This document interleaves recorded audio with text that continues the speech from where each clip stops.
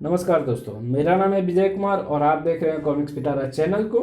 दोस्तों, आप प्लीज़ कितना कहते हैं मैं आपको सब्सक्राइब करने के लिए। प्लीज़ भैया सब्सक्राइब कर दो। सब्सक्राइब के आपके कोई पैसे नहीं लगते हैं। बस सब्सक्राइब बटन पे, लाल बटन पे क्लिक करो और वहाँ पे बेल आइकन पे ऑल नोटिफिकेशन ऑन कर दो। तो बस इसमें आपके कोई पैसे लगते हैं, बस कुछ ही सेकंड की बात है भैया, कर दो। मैं आपके लिए बहुत मेहनत करता हूँ, बहुत बार वॉइस ओवर करता हूँ। कहीं कई कई बार, दो दो बार, तीन तीन बार रिपीट करनी पड़ती है।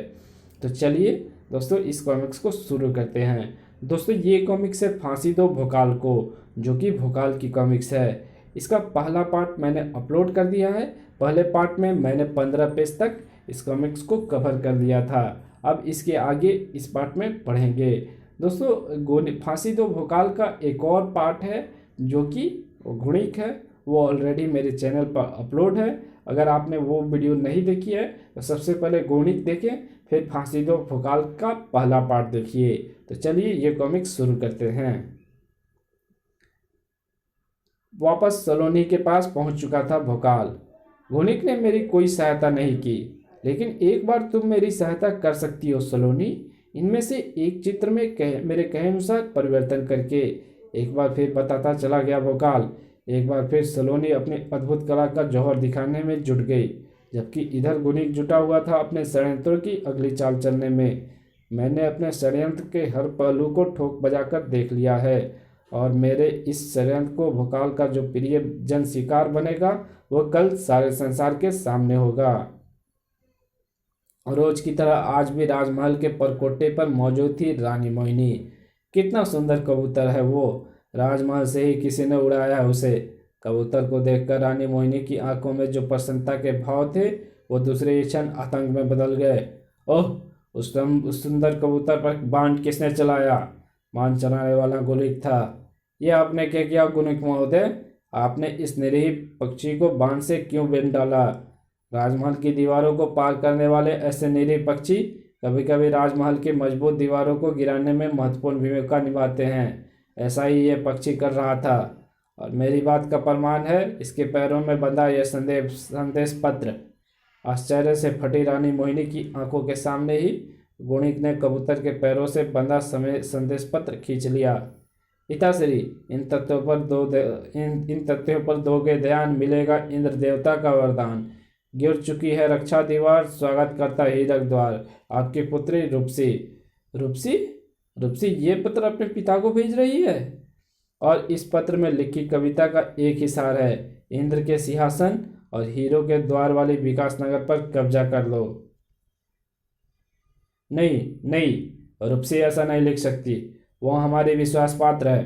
वो ये राजद्रोह कार्य नहीं कर सकती। यह किसी का षड्यंत्र भी हो सकता है महारानी। हमें इसका तुरंत पता करना चाहिए। कुछ क्षणों के बाद ही उस पत्र और गुणिक के साथ रूपसी के कक्ष में मौजूद थी रानी मोहिनी। मेरा विश्वास कीजिए चाची जी, मैं ऐसा दुष्ट कार्य कदापि नहीं कर सकती। ये पत्र तुमने नहीं तो किसने लिखा? इस दासी जी ने। और ऐसा इसने क्यों किया, इसका उत्तर आप इसके मुख से खुद सुन लीजिए। महामंत्री चंद्रमणि रूपसी का उस विशेष दासी को लेकर वहां पहुंचा था, जिसने दिया था सभी को स्तंभ कर देने वाला वो बयान। मुझे क्षमा करें महारानी, यह सब मैंने राजकुमारी रूपसी के कहने पर लिखा था। रूपसी? ये दुष्टा झूठ बोल रही है। चाची जी, मैंने इससे कभी कुछ भी नहीं लिखवाया। ओह खामोश विश्वासघातिनी, बंदी बना लो इस राजद्रोहिणी को। कितना बुरा है सत्ता का लालच। लहू बहा देने को उतारू है मनुष्य। षड्यंत्र सम्राट गुणिक के उन शब्दों ने रानी मोहिनी के क्रोध में घी का काम किया। लहू हमारा नहीं, विश्वासघातिनी का बहेगा। कल प्रातःकाल ही बाणों से बीन दिया जाएगा इसे। स्तंभ और खामोश थी रूपसी, जबकि रानी मोहिनी क्रोध से उबल रही थी, उसके षड्यंत्र के जाल में फंसकर, जिसके अधरों पर विजेता जैसी मुस्कान नृत्य कर रही थी। भोकाल का तीसरा प्रिय भी मेरी बुद्धि का शिकार होकर मृत्यु के कगार पर पहुंच गया है, लेकिन इसे वहां पहुंचाने के साथ साथ मैंने इसकी भी तैयारी कर ली है कि भोकाल और उसकी दोनों पत्नियां साथ साथ मौत के मुंह में समाये। क्योंकि मैं जानता हूँ भोकाल सलोनी की तरह रूपसी को भी बचाने पहुंचेगा कल, तब जब सरेआम रूपसी को मृत्युदंड दिया जा रहा होगा। और चूंकि मृत्युदंड बाणों से बितकर दिया जाना है, इसलिए रूपसी की मृत्यु बनकर लहराए बाणों को नष्ट करने के लिए भोकाल के साथ वहां अपने धनुष बाण के साथ सलोनी भी पहुंचेगी। सलोनी द्वारा सभी बाणों को नष्ट करने का एक ही तात्पर्य होगा कि सलोनी और भोकाल ठीक उस स्थान पर मौजूद होंगे जहां से एक साथ सभी बाणों को निशाना बनाया जा सके। और ऐसा स्थान वही है जो मेरा सोचा हुआ है, और मैंने जहां बिठा रखा है अपने उन शक्तिशाली शिष्यों को जो तुरंत ही भोकाल को घेर लेंगे। लेकिन परहर्रा और भोकाल शक्ति के स्वामी भोकाल को वश में करना उनके बस की बात नहीं, इसलिए मैंने इसका प्रबंध कर रखा है कि भोकाल अपने परहर्रा और भोकाल शक्ति का प्रयोग ना कर पाए। इसके लिए मैंने तैनात किया है वो प्रशिक्षित बाज, जो पहले अपने पंजों में छिपी तेज खांसी उत्पन्न करने वाली औषधि को ठीक भोकाल के चेहरे पर छोड़ेगा, खो खो, और फिर भोकाल के सिर पर रखा उसका परहर्रा ले उड़ेगा। औषधि के प्रभाव से बुरी तरह खांसते भोकाल शक्ति पुकारने में असमर्थ और परहर्रा विहीन भोकाल को दबोच लेना मेरे शक्तिशाली शिष्य के लिए कठिन न होगा। भोकाल के साथ ही सलोनी को भी दबोच ली जाएगी और फिर उन्हें भी उसी खंभे से बांध दिया जाएगा जहां रूपसी पहले से मौजूद होगी। बुद्धि के धनुष से चलाया गया गुणिक का एक एक बाण अपने सही निशाने पर बैठा था। एक ही खंभे से बंधे भोकाल, सलोनी और रूपसी इसका प्रमाण था, और ये था विलक्षण बुद्धि के उस स्वामी के तर्कस का अंतिम बाण। तीनों राजद्रोही एक ही स्थान पर मौजूद है। महारानी, न्याय की रक्षा कीजिए, दीजिए इन तीनों को समाप्त करने का आदेश। हमने जो योजना बनाई है उस पर कार्य करने का समय आ गया है। सलोनी, तुम तैयार हो? अच्छा स्वामी।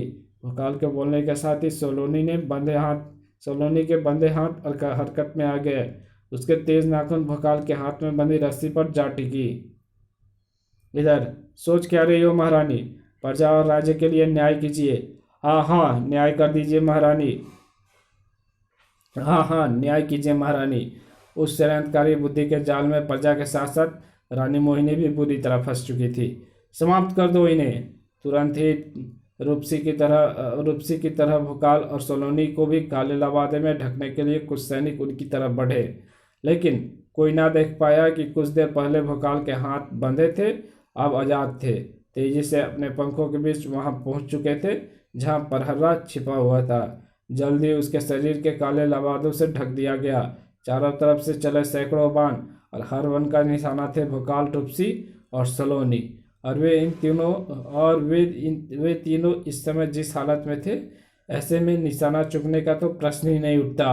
आह आह, कच कच। बाण शरीर में लगने के साथ ही तीनों के कंठ से हृदय विदारक चीखें निकली। कुछ क्षणों के लिए तीनों के शरीर तड़पे और फिर शांत हो गए, सदा के लिए। इसी के साथ ऐसे भाव उभरे उस षड्यंत्रकारी के चेहरे पर जैसे उसे दुनिया का सारा खजाना मिल गया हो। राजद्रोही समाप्त हो चुके हैं। महारानी, अब आप अपने निष्कंटक राज कर सकती है। और इसी के साथ मेरा प्रतिशोध पूरा हुआ। आज इस शिखा में गांठ लगेगी। हाथों ने मचलकर शिखा को थाम लिया। अब वे हाथ शिखा को गांठ लगाने जा रहे थे। ऐसा करने से पहले हाथ सफल नहीं हो पाए, क्योंकि अचानक शिखा अपनी जड़ से काटकर उनके हाथों में आ चुकी थी, और उस शिखा को काटने वाली उन किरणों से बनी वो कैंची थी जो उस परहर्रा से निकली थी, जो शान से भोकाल के सिर पर रखा हुआ था। भोकाल, तुम जीवित हो? हाँ, और मैं ही क्या, सलोनी और रूपसी भी जीवित है, और साथ ही मेरे सिर पर मौजूद है वो परहर्रा। तुम्हारा बाज मेरे सिर पर जो परहर्रा ले गया था वो नकली था। असली परहर्रा तो मेरे पंखों में छिपा हुआ था। नकाब चढ़ाने से पहले जिसे अपना सिर पर रखकर मैंने रूपसी और सलोनी के इर्द गिर्द किरणों का ऐसा आवरण बनाया जिसमें बांध तो धंसे, लेकिन हमारे शरीर तक नहीं पहुंच पाए। क्रोध और आश्चर्य से भरा हुआ रानी मोहिनी का स्वर। परपंच रचकर राजद्रोही भोकाल अपनी पत्नियों के साथ भाग जाना चाहता है। बंदी बनाओ इन्हें। रुकिए महारानी जी, मुझे कुछ क्षणों का अवसर दीजिए। मैं सिद्ध कर दूंगा कि परपंच मैं नहीं, गुणिक रच रहा है। कोई निर्णय करने से पहले रानी मोहिनी ने प्रजा की तरफ देखा, जिसकी आंखों में उसी की आंखों की तरफ प्रश्नों का तूफान लहरा रहा था। इसका उत्तर भोकाल ही दे सकता था। कहो क्या कहना चाहते हो। जिस षड्यंत्र के तहत मुझे रोपसी और सोलोनी को मौत के घाट उतारा जा रहा है वो गुणिक ने रचा है, और ऐसा इसने अपने तीनों पुत्र की हत्या का प्रतिशोध देने के लिए किया है। ये अनर्गल बातें हैं, मेरे कोई पुत्र नहीं है।